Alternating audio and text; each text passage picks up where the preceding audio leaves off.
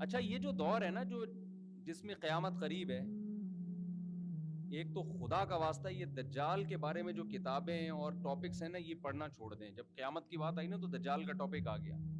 نبی صلی اللہ علیہ وسلم کی حدیث سے ہمیں پتہ چلتا ہے دجال آئے گا، بہت بڑا فتنہ ہوگا، یہ بات حقیقت ہے.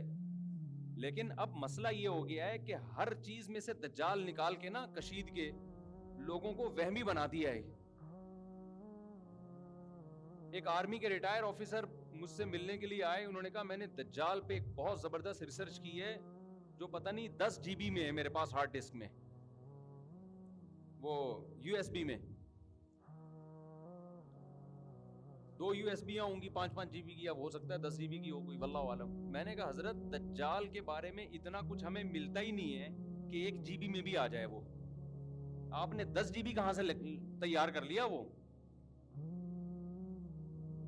تو بہت سے لوگ میں نے پاگل ہوتے ہوئے اپنی زندگی میں دیکھ لیے کہ اس میں بھی دجال ہے، اس میں بھی دجال ہے، یہ بھی دجالی سازش، یہ بھی دجالی سازش، یہ بھی دجالی سازش، یہ بھی دجالی، یہ بھی خراسان، یہ پھر وہ. بھائی آپ کو حکم ہے گراؤنڈ ریئلٹی کو سامنے رکھ کر آپ فیصلہ کرو. دجال نے جب آنا ہوگا آئے گا، اس کے لیے تیاری ضرور رکھو. تیاری کا کیا مطلب؟ اللہ سے پناہ مانگو، جمعے کے دن سورہ کہف پڑھ لیا کرو بس. ابھی سے آپ اس کے بارے میں وہ کچھ کرنا شروع کر دیں، اس کا نقصان یہ ہوتا ہے کہ ابھی گراؤنڈ ریئلٹی آپ کو کچھ اور کرنے کا حکم دے رہی ہوتی ہے اور آپ دجال سامنے رکھ کر اپنی پالیسیاں چینج کر رہے ہوتے ہو.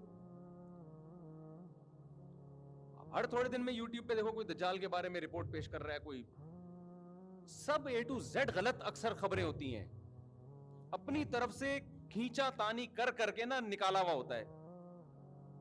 جس چیز کو اسلام نے مبہم رکھا ہے آپ اس کو ڈیٹیل میں بیان نہیں کر سکتے. مبہم رکھا ہے، مبہم ہی رہنے دو اس کو. حضرت عیسیٰ علیہ السلام نے جب آنا ہوگا ہمارا ایمان ہے آئیں گے، لیکن ہم نے ابھی جو فیصلے کرنے آج کی زمینی حقائق کو دیکھ کے کرنے ہیں. حضرت عیسیٰ کے نزول کو سامنے رکھ کے نہیں کرنے، وہ آج کے حساب سے کرنے ہیں، ورنہ آپ غلطی کر جاؤ گے. صاحب کہنے لگے میں جہاد کی تیاریاں کر رہا ہوں امام مہدی کے لیے، میں لشکر ابھی سے تیار کر رہا ہوں تاکہ امام مہدی کے ساتھ جا کے وہ مل جائے، ان کو ٹینشن نہ ہو لشکر تلاش کرنے میں. یہ نوجوانوں کی سوچ بتا رہا ہوں. میں نے کہا تو جہاد کرے گا کہاں؟ یہ اسلامی کنٹری ہے، یہاں کرے گا تو امام مہدی کے آنے سے پہلے جو تھوڑا بہت لشکر تیار ہونا تھا اس کا بھی بیڑا غرق ہو جائے گا. ملک میں تم کچھ کرو گے تو ملک اور کمزور ہوگا اور ملک دشمن قوتیں اس کو بھی کھا جائیں گی. کہہ رہے یہی تو پرابلم ہے مفتیوں میں، علماء میں، نہ خود کچھ کرتے ہیں نہ دوسروں کو کرنے دیتے ہیں.